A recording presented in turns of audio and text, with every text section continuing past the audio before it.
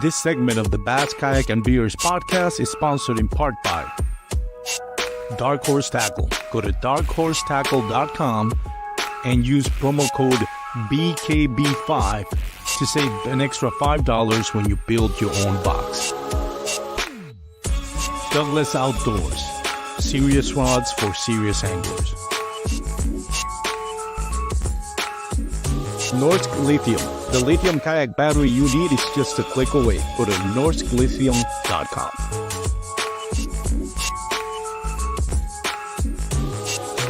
Catch Outdoors, the official measuring board for all 3 national trails. Go to catchoutdoors.com and use promo code BKB5 to save 5% on your next online purchase.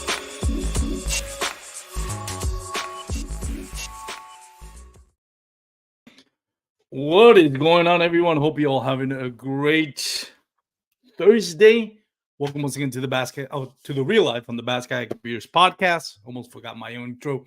We're gonna have a great episode today. As always, I got Matthew Scotch, just fresh from winning the Texas B.A.S. Nation, held in conjunction with the North Texas Kayak Championship. Both tournaments were run at the same time in Ray Roberts. I was able to be on that tournament. Didn't have quite the wonderful day that my guest Matt had. He won both tournament, and I think he got big bass on both. So he catch himself pretty nice checks, 4 in total. So congratulations to Matt. We'll be talking about how he got it done. As for me, I pre-fished it like 2 weeks before the tournament when the water was warm, and I thought I was going to kill it on this tournament. I don't know if I was going to win it, but I definitely felt comfortable that I was going to get a good bag and that maybe I would catch a check or something. That didn't work out that way. As we'll be talking on the podcast, I think the Wednesday before the tournament, temperatures dropped to almost 30 degrees. And that completely kind of changed the landscape of it. That's not an excuse. That's just me telling you I'm not good enough yet to calculate those changes and make the adjustments. So that's my excuse. I'm not there yet, which was kind of frustrating because as I've mentioned on my podcast before, and I don't mean to gloat on it, but it's been a long time since I've skunked. But I'm also not catching a ton of fish. I usually catch maybe 5, 3, 2, or sometimes even 1. So on a way, I'm proud that I haven't skunked in. I really don't think I skunked it any day of 2023. Keep in mind, I go out fishing like 2 or 3 times a month. I probably skunked one day, and I can't even remember last year. But the point is, I was frustrated because I was like, okay, that part of like, yeah, I'm happy that I'm not getting skunked all the time like I used to. It's kind of run its course. Now I want to actually catch 5 limits on a tournament and actually maybe catch a check, but if it not, at least kept my 5 limit. And that really hasn't happened over the last few tournaments. But again, I didn't feel that bad after talking to the anglers that fished that tournament. Most of them, even the last 2 that earned a check didn't actually even catch a limit. I think, was it Guillermo Gonzalez? I know Guillermo Gonzalez, I think he caught 4. And it's somebody after Guillermo caught, was it Larry Hill? Can't remember. I have to look it up. It's probably on Tony X. I've looked it up. But the last 2 that caught a check on that tournament actually didn't catch 5 fish. So a lot of great anglers that were fishing didn't even catch the limit. I ended up being 30th of about 102, and I only caught 1 fish. It was a big fish, a 20-inch, but so all in all, good AOY points, I guess. I would have thought I ended up like somewhere in the 60, 70, or even 80 with just 1 fish. But anyways, all in all, it was great fun. It's all about having fun, I guess. Not so always about catching big fish. But the great ones always seem to catch fish. They always seem to catch fish. So, and we have one of the great ones today. Let's bring in Matthew Scott. Matthew, how you doing, buddy? Why can I see you on this? Oh, there it is. Sorry. Now I can see you. Can you hear Doing me? great, man. Thanks for having me on. Yeah, I can hear you. All right, cool. Sorry, I lost you there for a second. Congratulations, man. And again, thank you for taking the time. I know you just did a podcast with Duke Tran and Tracy. Um, by the way, great show. Congratulations to them. They're always doing a great job with the North Texas Kayak Championship. But thank you for taking the time. And again, congratulations. How does it feel to be back in the first place podium? Feels good, man. I'm not gonna lie. Kind of. There was probably a little talk and chatter around that maybe I'd fallen off or lost a step or something. But I just had to take a little time away to just get some things situated and moved and new job and this takes a little time to put down roots and then you got to get back to your fishing and now that I'm got things reestablished, I think I can definitely focus a little bit more on fishing this year. It's sometimes we forget because we love this sport, but it's a hobby. It's not even pays our bills. No, Although you cut a nice check there.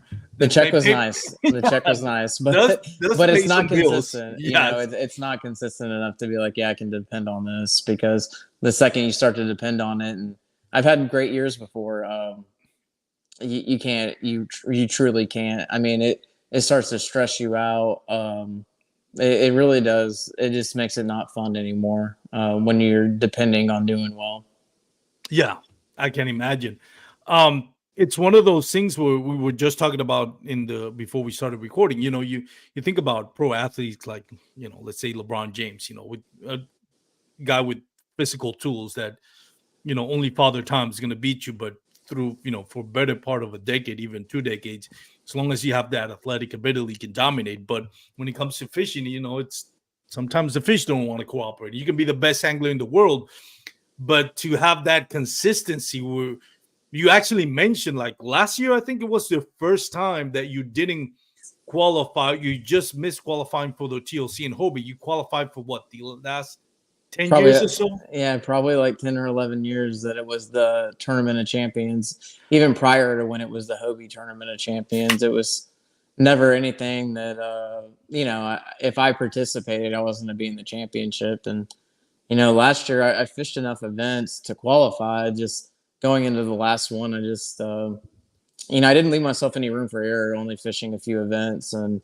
Um, just didn't happen. I went to an area that was overcrowded with people and I didn't move the way I needed to move. And I had only, I only caught 3 fish that day. And, yeah, it cost me. It happens, but the reality is for like 90% of us that love this sport, we would kill to have a bad year that you had. Like your bad year is my probably best year ever. And that's no joke. And we kind of forget how tough it is. We get sometimes I get you see Cody Milton for a few years dominate along with Ross Snyder, but it doesn't always work that way. There's like I said, there's a whole bunch of other factors. The schedule is different, the lakes may be different. So Yeah. And you it's got to very be fluid. Yeah. I know those guys really well, and you got to be 100% all in to do it on the level that they're doing it at. Yeah. And if you can't commit that way, you're not gonna give yourself the opportunity to even have a chance at competing at that level because it takes a lot of time, it takes a lot of commitment, and it does take resources too. I mean, Yeah. it's not cheap to travel around and fish these events, and so yeah, you got to be 100% all in. Even to mention, and this is not a shot at anyone, much less Cody Milton, but we see Cody Milton now doing more of the pickleball tournament and all that. For whatever reason, I haven't talked about his reason. Maybe he got bored with winning all this bass fishing tournament, kayak fishing tournaments, or he wanted a new challenge, or maybe like you said, it's the stress of doing this tournament. Whatever the reason is, the point that I'm trying to make, life moves on, and It it's does. it's not always about fishing. And it can, sometimes you need a break from it because it can be very, very stressful. Because what I mentioned, it's not just your athletic ability, your knowledge. We're really dependent on whether the fish want to cooperate with us or not, and you never stop learning how to bass fish. Speaking of that, I wanted to talk about, but I don't want to just outright talk about it. I just want to let it organically develop in the conversation. And that is about changes in patterns, the way you fish, what you're doing pre-fishing, how you adjust. I kind of alluded it to it in the intro. But let's talk about your pre-fishing. You pre-fish Mhm. kind of around the same time I did, like a week and a half before the tournament, before the cold front came in. How did Yeah. the pre-fishing went for you? Yeah, so I went out there the Saturday and the Sunday before the tournament. I hadn't been on the lake in probably since 2019. So was that 4 years, 5 years? I mean, Yeah. it had been a while since I'd been there. So, and I had a history on the lake, before that I'd fished some tournaments there and done decent. So, I figured I'd go back to the areas that I have history in because it's like you fishing things that you're confident in are only going to help you do well. If you feel like, you can you go somewhere new and you don't have that confidence, that you have where you've done well at before. So, I went back to an area that, I did have some history and, I, I mean, I caught a fish like almost immediately, not in like this area I fished for the tournament, but a few pockets over, um, really quick in practice. And I kind of got the feeling like, man, it was like a 19 incher on a black and blue swim jig. And I was kind of like, man, like, I didn't even set the hook on that fish. And, I was like, man, it's just one of those feelings you start to get where it's like the fishing could be a little bit better than I thought it was going to be, Mhm. and, I rolled down to the area where I ended up doing well in the tournament, and I talked to the guys on the other podcast about this. But there was a guy sitting in the back of the pocket, and he was sitting down like eating a sandwich or something in his boat. He wasn't even fishing, and I was being observant and watching as I moved back there. And as I got closer, he got a little defensive over the area, and he started throwing spinnerbait around, trying to kind of keep me out of that area. And I wasn't fishing a tournament or anything. I was just kind of, peeking around. And I fished around a little bit, kind of got a feel for how the area was laying out, and just kind of went on, and went and checked some other areas that I've caught fish at. And, one area was this little backwater pond, and I caught there was a 24.5 inch bass I caught there about 5 years ago in this backwater pond. And I went to go to that backwater pond and check it, and a damn beaver dammed it up, and you couldn't even get in there. And so I was just, like, yeah, you can't fish that spot now.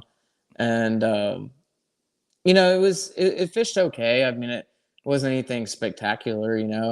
I didn't spend any time truly fishing in that one pocket that I had fished the whole tournament in. I got 3 bites in there on my way into the back of the pocket, and all 3 of those bites, I just never set the hook on them. I was just trying to see if I could get bites and, if there were fish in there. And I definitely got the feeling there were fish moving into that pocket. Yeah. And I was looking shallow because the water was clear the whole day on Saturday. And when bass are shallow, you see them, you see the beds, Yeah. you see fish cruising around. And I didn't see any of that. Like even though I was catching a couple, I did not see any cruisers. I didn't see any beds. I didn't see anything that made me believe that any amount of fish had come up and really started to spawn yet. Yeah. So I knew that they were in a pre-spawn, that they would be staging, if anything. You needed to catch them on the way in, or they weren't going to be right up on the bank, at least not for me and how I was kind of going to approach it. And so I was fishing more grass edges and the ditches or the deeper sides of the grass or the holes and stuff like that in the grass. But in practice, I was just trying to get a feel. I'm never trying to really catch the fish in practice. I'm just trying to get a feel for what I'm going to do. And because I feel like if I catch a fish in practice, there's no way I'm going to catch that fish again in the tournament. So Sunday, I went home. I drove back home 2 hours that night and charged my batteries. Got up really early Sunday morning and drove back to Roberts. Went to a different area, and it was an area I'd never fished before, but it was nearby. And it had a lot of grass over there, and it was very promising. And I'd already picked out areas I wanted to fish before I got there, and it was okay. It wasn't anything spectacular, but it was okay.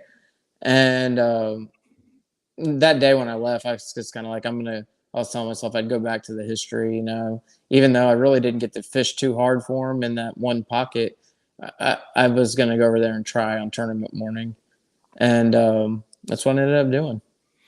Well, you don't have to say specifically where you fish, but kind of in general, were you like I was northwest, north central.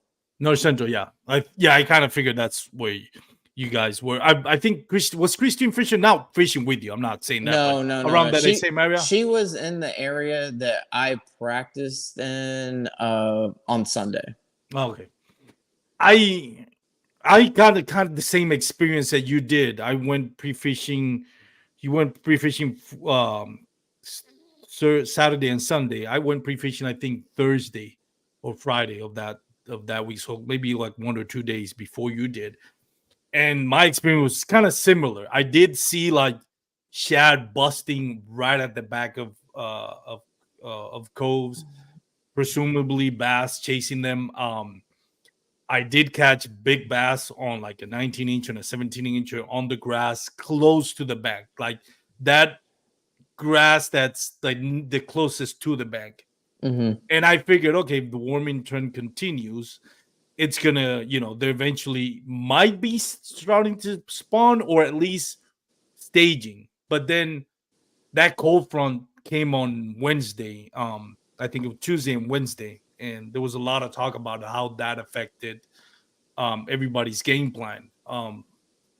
Did that affect you? Do you feel like that cold front that came after you pre-fished affected what you saw and how things played out on tournament day?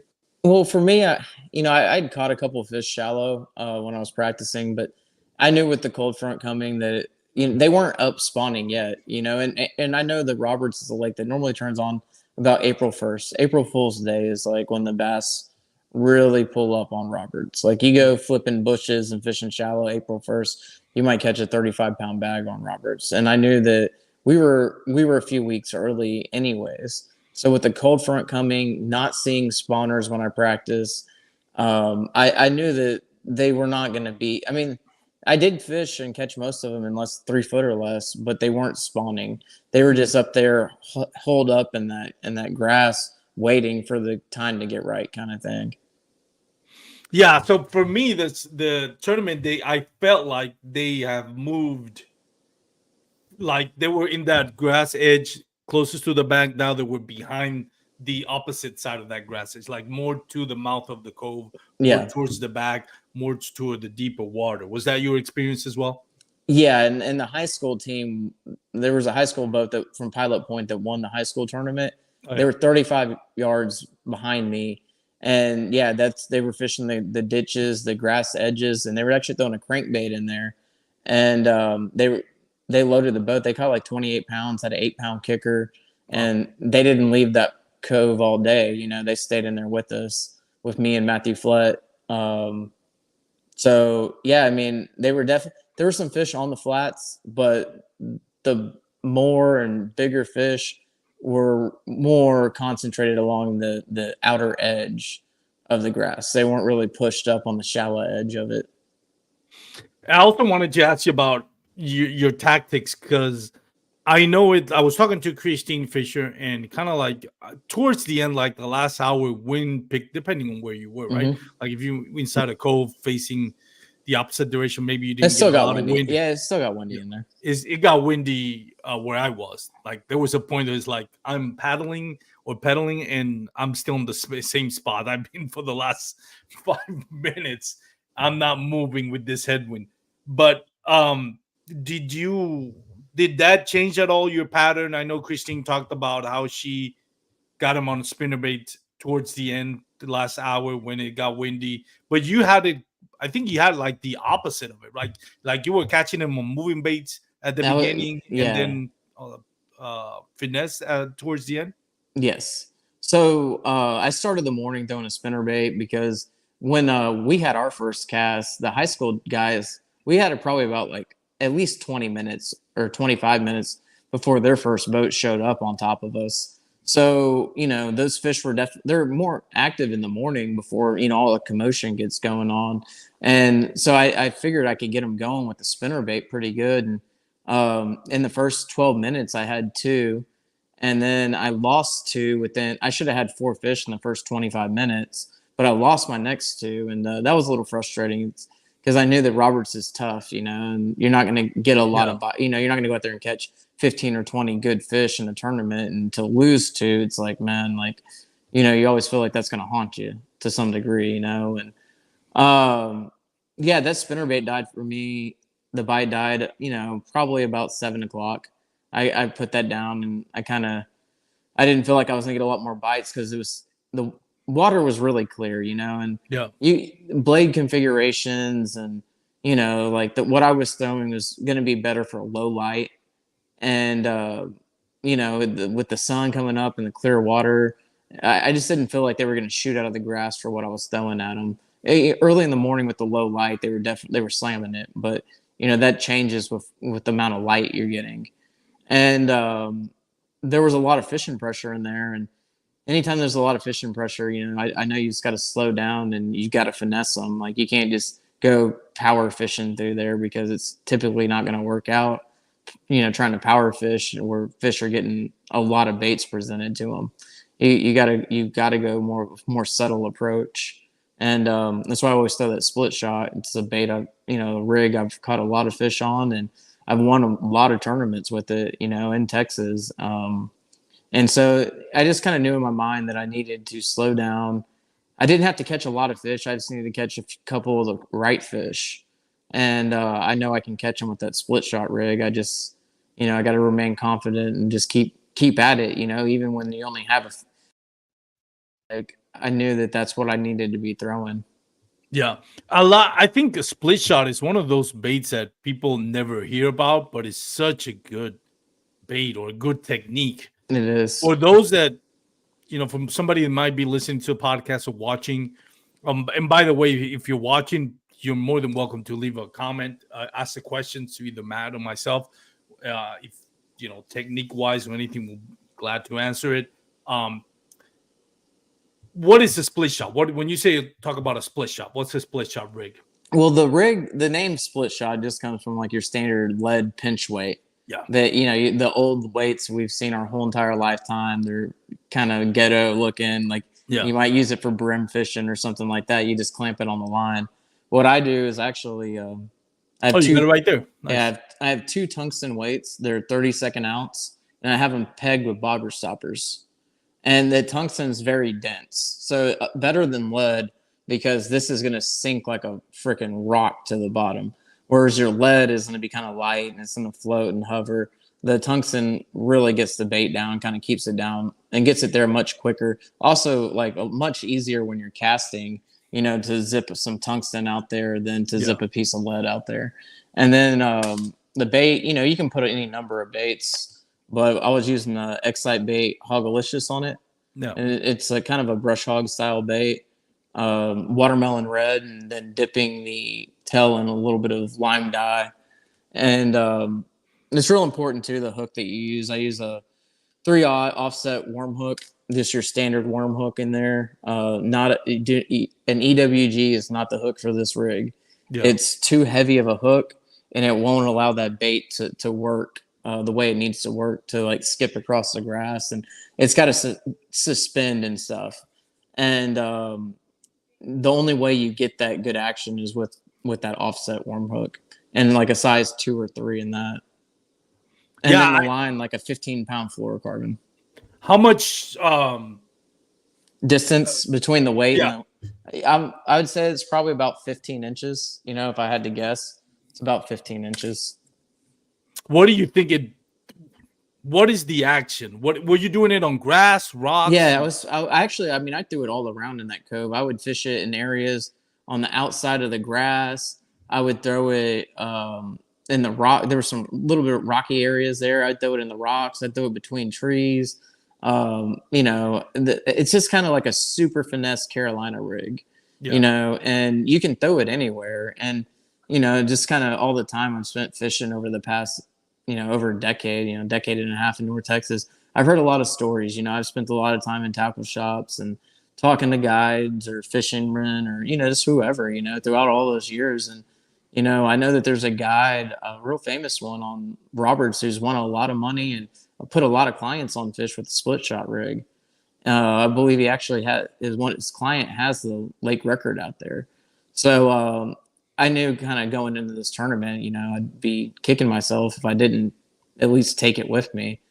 And yeah, I mean, yeah, it paid off. It's a really good way to catch bass in Texas. If you come to Texas and you fish a grass lake, you know, have a split shot rig, you're probably doing it wrong.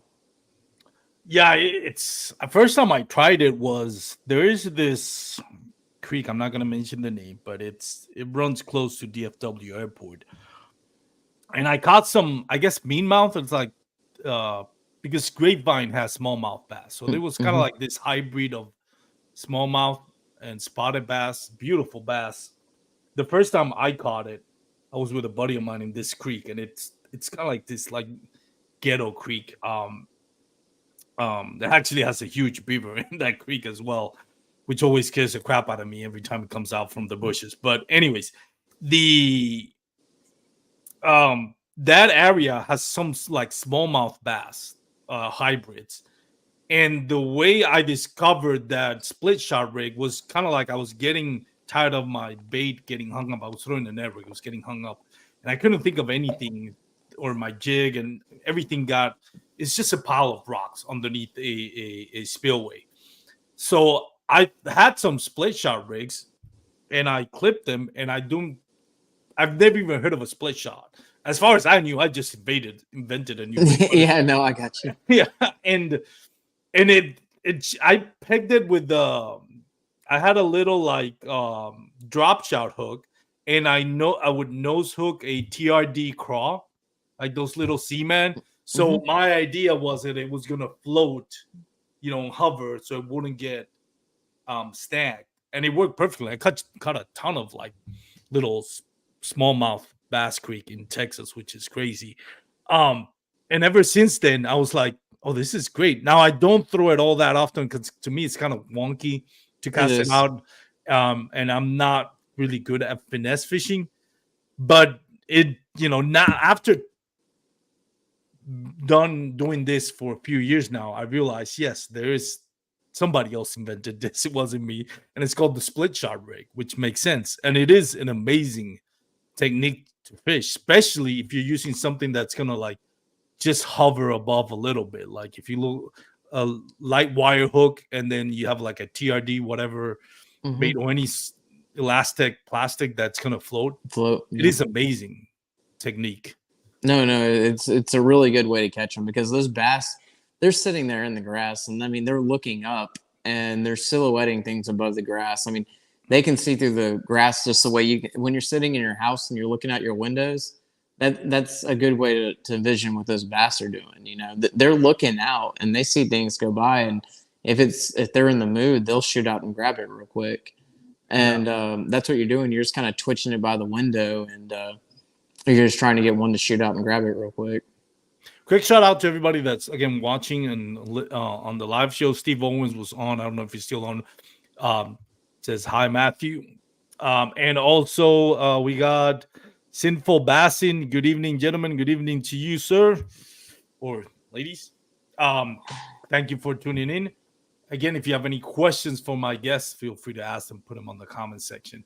How many bass would you say? Well, let me ask you this: the 5 fish, where did it all came out of? You mentioned, how many they came out on the spinnerbait, how many they came on a split Yeah, shot, and you caught anything the else? first two were on spinnerbait, and then like I said, I lost two on the spinnerbait, and everything else was on the split shot rig. It would be like another 17, an 18, the 22 and a quarter, and then another 18 and a quarter, or all on the split shot rig. And so the biggest one came in on what? Split shot. Split shot rig. And I'm trying to find it. Mariners, Sam. This is Sam Rayburn. I'm trying to find it on Tourney X. But while I do that, what made you kind of touched on it, but was there any other baits between when you put the spinner bait down and picked up that split shot that you tried, or did you just went from Yeah, one to the other? no, I tried it. I threw a glide bait some like over the same grass. I threw a glide bait. I threw a swim jig because I had a lot of luck in practice with the black and blue swim jig. So I threw that around, and just no luck on either one of those. I picked up a Wacky Rig Cinco and started finessing the grass with the wacky Cinco, and no bites on that either. I actually caught a buffalo, 2 buffalo. Those Excuse are me. they're so full of that lake is full of buffalo. Yeah, I caught Bass. one buffalo on a shaky head, and then I caught another one on the split shot rig. And both times, like my line starts going like a bass has it, and I set the hook on them, and it felt like I had a 10-pounder both times. I was like, "Here we go!" And both times it was a buffalo. Um, I mean, I went hours from when I had 4 fish to when I find there was a bite window the last hour where they just really turned on, in my opinion. And Christine said the same thing. And yeah, I mean, I went hours in between though, and it makes it tough when it's like that. When you just need one more bite, and I knew Roberts is always tough. I didn't look. I don't look at the leaderboard. I just assumed that everybody was kind of struggling out there to some degree. Um, and I knew I just needed one more bite or maybe 2 bites, and they can come really quick when they do start biting. And like I said, they just turned on for me that last hour, and good things happened.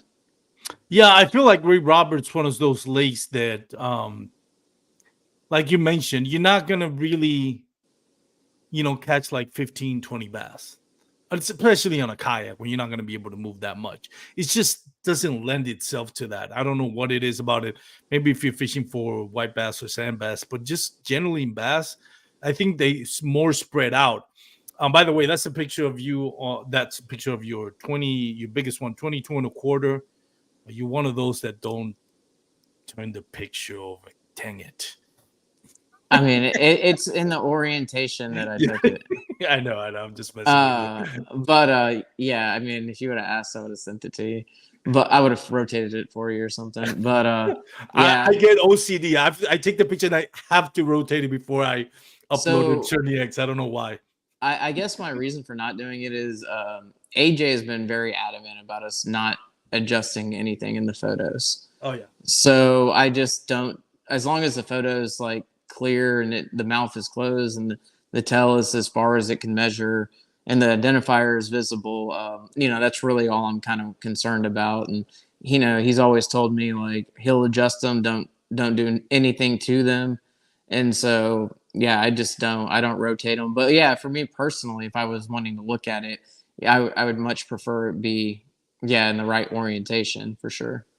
Yeah, I don't know why I Where it's get laid OCD. horizontally there. Yeah, I get OCD just when I'm uploading. But that, even though that is a butterball, that is a big bass. How much you think that weight? It was probably 6.5.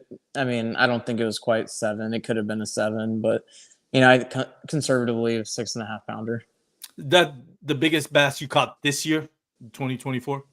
I'm trying to think. Yeah, I hadn't done a lot of fishing this year, so it probably is, honestly. Yeah, congratulations, man. That is, and that also won you big bass for both trails. Again, it was in conjunction with Oh Lynn. no, no, no, no, no. I had 2. I forgot about these fish in practice. I had 2 in practice at Sam Rayburn that were probably 9 pounds in practice. Oh wow, yeah, really, man. Yeah, and within about like 15 minutes of each other. That never happens to me. That's awesome though. Um, Talking about one of the things that I've tried to learn, every time tournament fishing to me is not just about winning because that hardly ever happens, or catching a check because that hardly ever happens either. But it's more about iron sharpens iron. If I'm associating myself with people that are great anglers that are constantly trying to better themselves, it's only natural that you as an angler are going to get better. And that's why I recommend people to, if you're intimidated by the national trails, go check out the local trails here in Texas. We have the North Texas Kayak Championship run by Duke Tran and Tracy Dugan from Mariner Sales. They do an amazing job. It can be less intimidating, but again, you still have some great anglers like yourself, Guillermo Gonzalez, Christian Fisher came down to fish it as well. So there's some big names out there as well, but obviously the investment is the price to invest is a little bit less, so it's a little less intimidating. But one of the things that I've compared to my last tournament, which was the Big Bass Power Hour in Lake Fork last year in October, one of the things that I like to talk about, the anglers that did great is like, what do you do, and how do you catch them, and then kind of brainstorm and think of what I could done differently, and what spots I should have targeted that I didn't, what baits did I throw that I didn't. And one of the things that I took away from that one is that I gave up on the chatterbait bladed jig too early. Like Hmm. I caught some big ones, but I felt like there was a lull there where for like an hour and 30 minutes where I was casting and wasn't getting anything. Um, and then I switched Bates. And then talking to Larry Hill, who did great on that tournament, he just like stuck with it. It's like didn't matter if there was an hour had passed between his last bite on the bladed jig. He was just gonna trust the process, gonna continue it. At some point, he was gonna catch more. Hmm. So I took that away from it. On this tournament, I think that mentality, I brought that mentality, and I think to me, it kind of killed what I was doing, because in pre-fishing, like I said, I was catching them on the bladed jig bite. And I was not only catching numbers, I mean, it wasn't a lot, but quality, 19 inches, 17 inches, both which you consider winning bass on Ray Yeah. Roberts. But then I never got away from it. I did briefly when I felt I had no choice. Then I switched, but it was too little, too late, and it was one of those things where I was like, I'm not fully committing to the change, which is always, I think it's a killer when you're not fully committing to a change. When you're like, yeah, I did it for like 3 casts, now I'm switching over to something else. But knowing that I knew that in wind conditions, spinnerbait was going to be better. Talking to Christine Fisher, talking about how she caught like 6 in the last hour when the wind picked up, and she was fishing not in the same area but similar cove loaded with grass. And I was like, man, it always seems like I learned something new, and I want to apply it to the next one, but I have to remind myself that may not apply. Just there's no cookie cutter way. Like there's no code that says do this and you always be successful. Doing this on this lake may be a great idea, but do it at this other lake at this other time of the season is bad idea. So it's always that balance of like, what did I take, and you know, what did I learn from this, and how do I apply it in the future? Even though you won the tournament, is there something that you learn about your style of fishing or this lake or this season that you take moving forward? Uh, for me, I guess from this tournament, it would just be to trust the process and to trust, what I'm confident in, because that's, what I really relied on were two things I have a lot of confidence in, two baits I have a lot of history with, and two baits that have won me a lot of money, a spinnerbait and the split shot rig. And there weren't a lot of bites, but I just like Larry trusted, and Christine caught all of her fish on a spinnerbait late in the day. I mean, I just kind of trusted that I didn't have to catch a lot of fish, and I just had to keep throwing that bait. And for all the fish I've caught on it, I knew that if I just kept throwing it, I was bound to catch another fish or two. Like it's just like the amount of like it's mathematically impossible to keep casting it and not catch a fish. So like the odds were in my favor if I just kept throwing it out there, that sooner or later I was going to get a bass on it. Before I move on to the next question, Sinful Bassing has a question. Says, what kayaks are you both in? What type of electronics are you using? Let's start with you, Matt. What kayak are I you using and what I'm electronics? using a 2022 Hobie Outback, no motor on it, and just this Helix Gen 3 Helix 10. So no live scope, no forward facing sonar, no motor, no power pole. And Just you out. still won Yeah. both tournaments. So yeah, there you go. I do a Hobie PA 360, and my electronics right now is a Garmin 73 SV, which I'm actually changing to Humminbird. Um, Not the 360 Mega 360, but just the traditional down scan and side scan. Just because I feel Hobie's the best one at side scanning. I same thing. I don't do motors. I don't do live scope. I have nothing against either one of those things. I have nothing Yeah, against do I? any anglers that do it. It's just what they prefer to do. The reason why I don't do live scope more than anything is because A, money, and B, it's not how I like to fish, not how I enjoy fishing. But again, I don't hate anybody or Yeah, I don't look down on anybody that does it. To I me, if you can't do it, say that yeah, I'm not going to adapt to like, for me, like I'm probably going to end up getting a Pro Angler 360 and putting a live scope on it, but I don't have it right now. I really do enjoy fishing out of my Outback because I truly consider what I do kayak fishing. I feel like what everybody's turned kayak fishing into is John boat fishing, and yeah, I mean that it's cool, but I've been doing this for so long that like I remember the days when it was pedal versus paddle, and yeah, now it's turned into turning these pieces of plastic into little boats and putting motors on them, and like it just now people want to put motor on the front and a motor on the yeah, back, and it's like, man, like you're just turning kayak fishing into tiny boat nation. yeah, There's a whole nother, I mean, at one point did we just go to a fiberglass boat? Like honestly, like yeah, our kayaks, my issue with the putting all that money into a kayak is these kayaks crack, and then you got to yeah, unrig everything and get a new kayak and re-rig everything, because your plastic cracked, and like I just prefer keep it simple, keep it light, and I mean, that definitely helps us. At Ray Roberts, I launched at a place that you had to cart your kayak a long ways to the water, and if you had a big heavy kayak, it'd be kind of intimidating to do that. no, So there's benefits still occasionally to having a little light throw and go type of kayak, and the sport's moving away from it, but occasionally there's still opportunities to do well with one. yeah. I think it's. I don't, I don't want to sound like an old man, and I don't hate progress. It is what it is.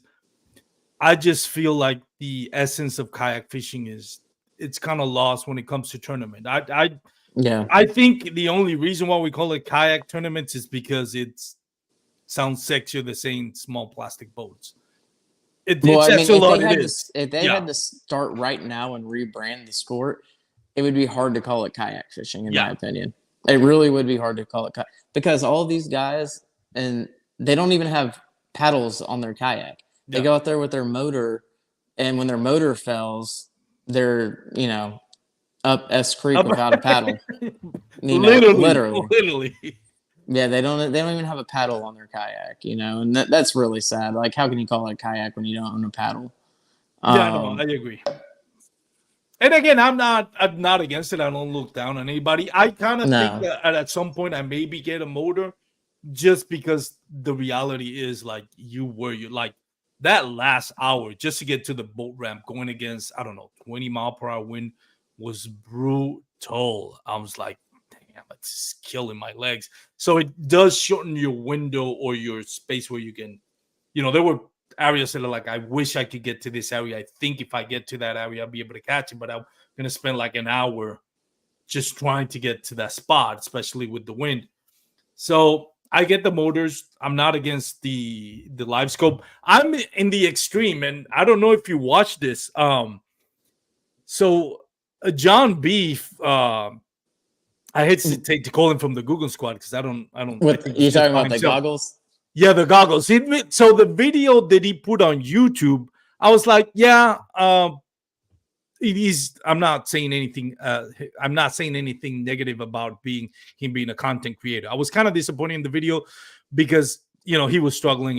You can tell that the idea is there because you can do it, but it's not targeted for that. So he had a lot of problems trying to get everything to work. At least in the YouTube video that he put out, he didn't catch any of them using the goggles. Like he was wearing the goggles, but he didn't literally catch something while he was watching on the goggles. Now today, It's I coming saw, though. yeah, I saw it. I actually posted on my Instagram stories. He actually somebody else, Emerald Coast kayak fishing, something like that. I guess he made out another video where he actually with the goggles, watching live scope on his goggles, he actually caught a bass, which I think he said was about 45 feet deep. So now I go to the extremes. Not interested in live scope, but for whatever reason, I think that's the coolest thing that you got it. Not that I wouldn't do it on a tournament, or I don't know if I've ever do it, but I was like, I gotta admit, that's kind of cool. Like the guys watching it would, because the screen is as big as you can get because it's right in front of you, seeing your goggles. Yeah, And, and you're not bending over, breaking your yeah, neck, staring at it, So yeah, no, it's super cool. And like I said, tech is only improving every single year. And fishing, unfortunately for me, I'm old guy. yeah, I fished my whole life and developed my senses based on the way the wind's blowing and the birds on the bank. And like I'm like instinctual angler where nowadays, like, you can still do well with that, but yeah, look at the fork tournament that it just had. The instinctual anglers had 19 to 20 pounds and they all went home on after day two.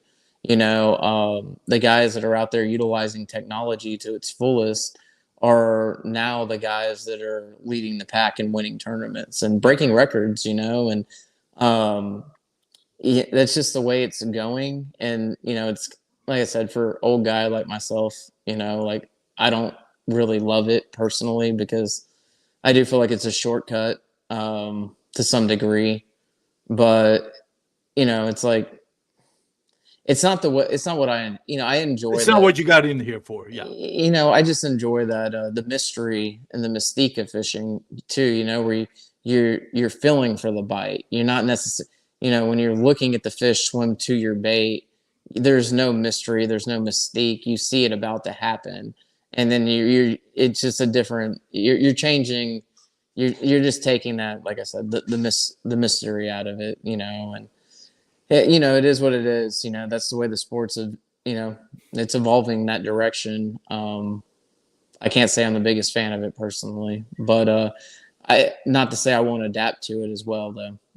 yeah, no, and I agree with you 100%. Same thing. Like I don't hate it. I don't look down on anybody that uses it. It's just what makes me happy. I was just watching a video with my wife, just binge watching I think it was Anthony Bourdain's Parts Unknown. And somebody said on his show, it's like happiness is everything. It's the most important thing.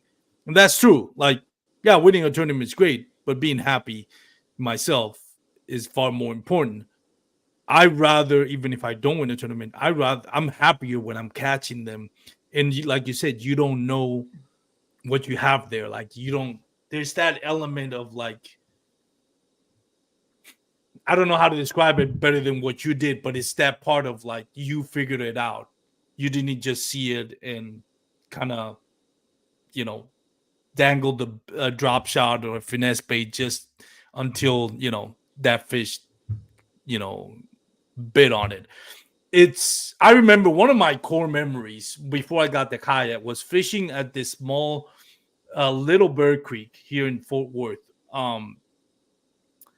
And granted, the bass are like maybe 2 or 3 pounds at most because it's a small creek going under Highway 121, which is crazy. You got one highway here, one highway here, and I'm right in the middle of catching 2 or 3 pound bass.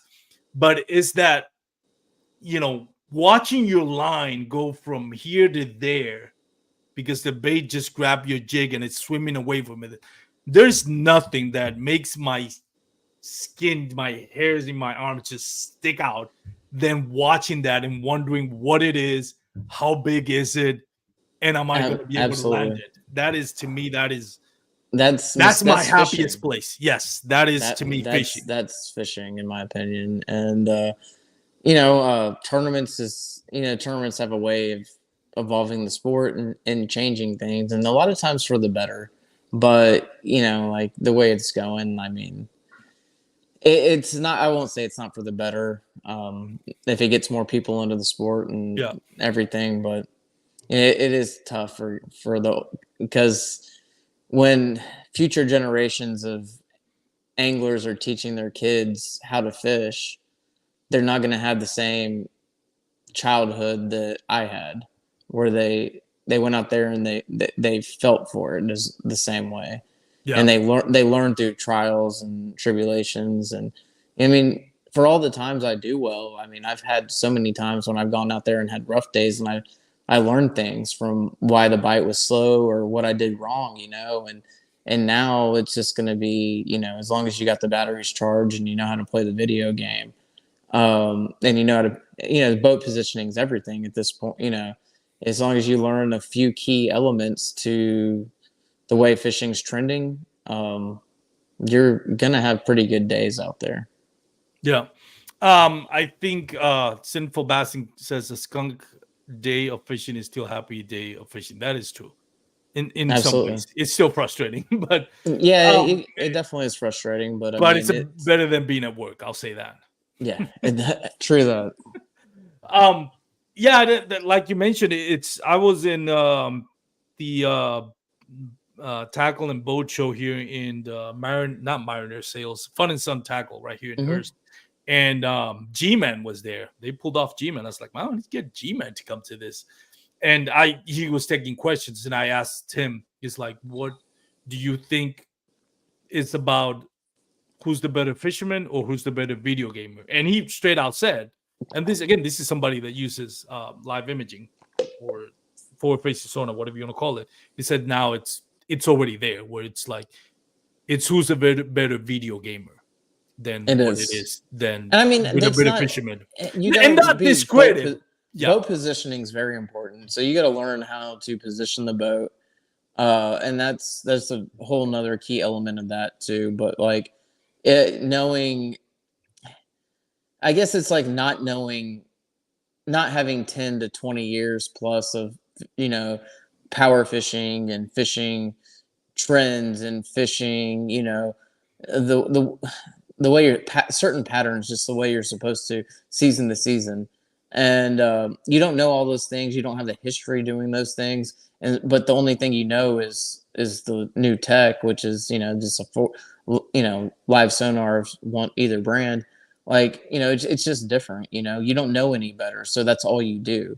And when you approach the game like that, it it almost is easier, and then especially like in this kayak sport where it's just a hobby for most people, and then the people that have it and the people that are really good with it, they have, it's essentially a cheat code over the rest of the field.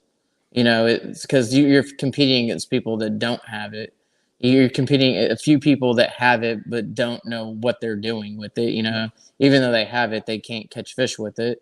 And but for the people that are good with it, like I said, I mean, it's such an advantage. It's an extreme advantage in a tournament setting. And I mean, you look no further than the guides on OHIV, the guides on JB Thomas. When you can go out there every single day and catch a 12-pounder every single day, and not one a week, not one every other week, you can catch a 12+ pounder every single day. You can go out there and catch 5 10-pounders in a day. 5 10-pounders. That used to be the fish of someone's lifetime, and now they go out there and they catch 5 of them in a day. That's, it loses its mystique and its value. Exactly. A 10-pound bass it's not. Yes, you're still catching a 10-pound bass, but that used to be a fish of a lifetime, and now when you can go out there and pull it's a Tuesday. Now it's a Tuesday. That's it, man.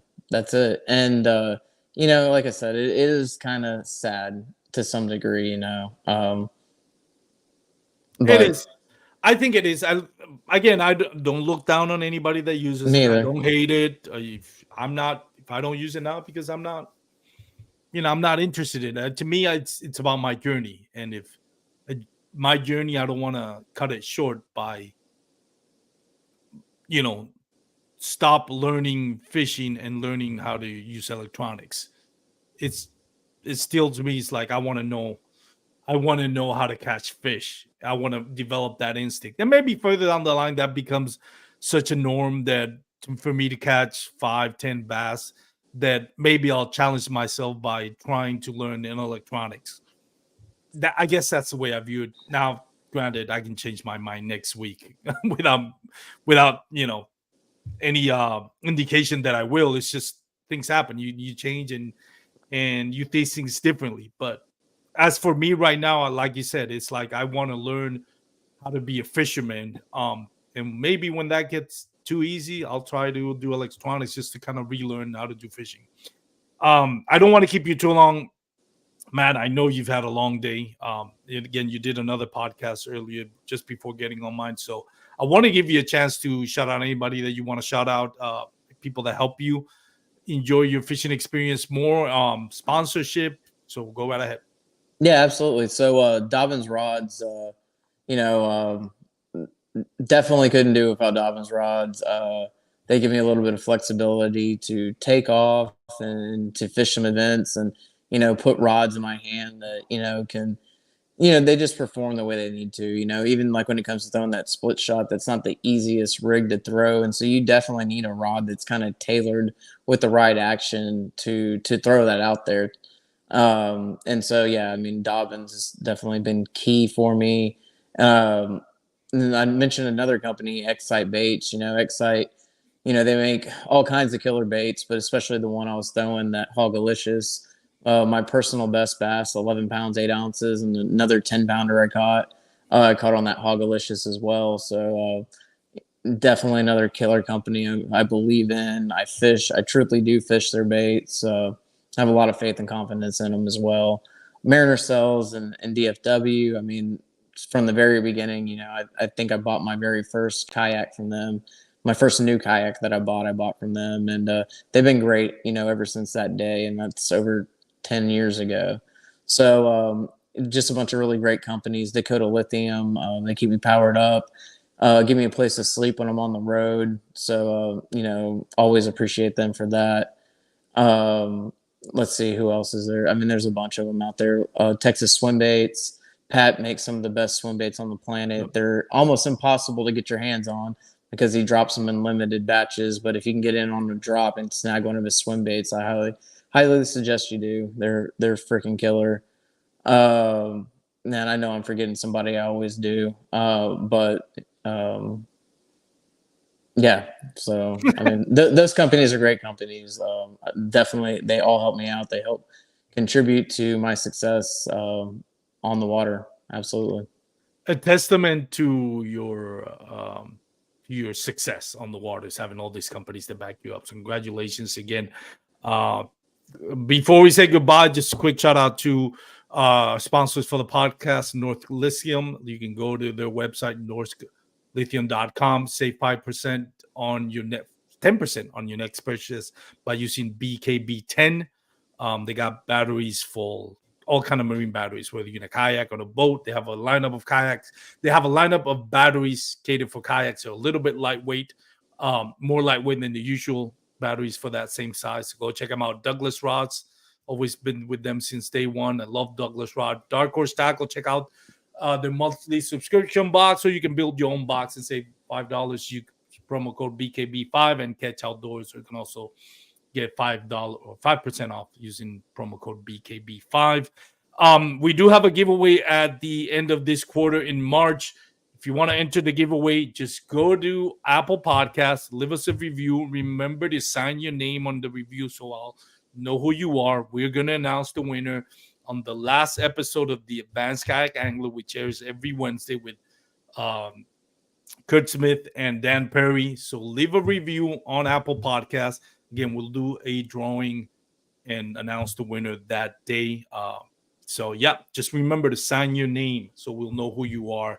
And then when we announce it, if you're the winner, contact us through email or through social media, Bass Kayak and Beers. If you're going to contact us through emails, basskayakandbeers@gmail.com.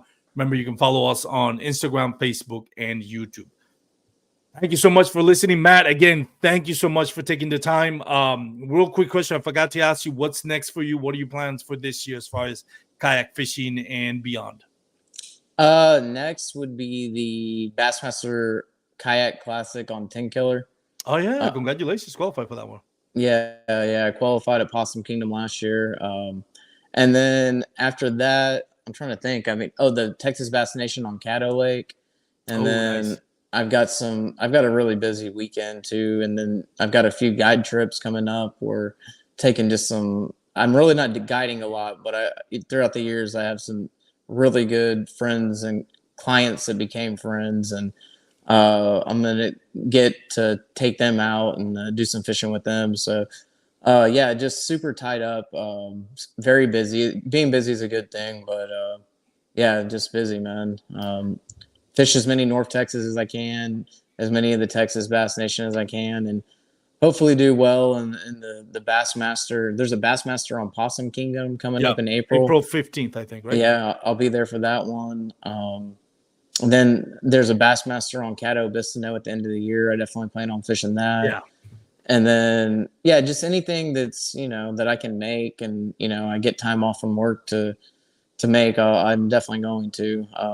Like I said, just super busy between work and tournaments, and just filling in some guide trips here and there. By the way, plug in your guide service because I know it's an amazing guide service that you run. Yeah, honestly, you just have If to you like want look. to. Yeah, no, definitely. I mean, I just quit like posting on the page because I don't have time to commit to it like full time anymore. So just look me up, Matthew Scotch on Matthew M Scotch on Facebook, or Matt_Scotch on Instagram. You can send me a message at either of those places, and if you're interested in doing a guide trip, just inquire there. But yeah, I've always run under Lone Star Kayak Guide as my guide service, but like I said, I quit paying for my website. It just wasn't worth it at this point to pay to keep it up. And then the same with my Facebook page. They kind of want you to pay to keep that thing up now, and I just don't care to pay. Like I said, for the amount of time I'm doing it, I've got enough established clientele that I can't even take as it is. So yeah, but if you want to go, I mean, you can always inquire, and maybe we can get something set up and together. Um, I take people on the Brazos River, and now that I'm over here in East Texas, I'm doing Lake Fork, Lake Monticello, and like Caddo Lake. Nice. I'll see you at Catalytic for sure, man. I might be going to the award show for the Kayak Championship at 10 Killer. Okay, heck yeah, I see do you there, man. either drive or do a quick flight. Well, it'd be fun to get up there for the Bassmaster Classic. It's always a Yeah. fun venue to attend, and there's It's so like many. ICAST, but we don't have to pay to get in. Exactly, and you can buy things. You can Yeah. actually get things there, where at ICAST you really don't get to take anything home. So, yeah, I'm definitely looking forward to that. Hopefully, do well at 10 Killer. But bucket list for me this year. Hopefully, I want to do a camping, kayak camping in Brazos, below Possum Kingdom. Mm-hmm. Like Rochelle's, I guess, kind of like go halfway, sleep a night, camping out, and then continue the next day. That's my goal this year. You can go below Whitney too. Yeah, Whitney. but I heard it's kind of like not as good as it used to be. It can be. I mean, you just have to reach out to me. I can give you some tips. There you go. I'll do that then. All right, I'll let you go, buddy. Have a great night, man. For those watching and listening, thank you so much for tuning in. Have a great night, everyone. Peace out, and remember, we're your PFDs. Absolutely. Thanks for having me on. Thank you. Bye.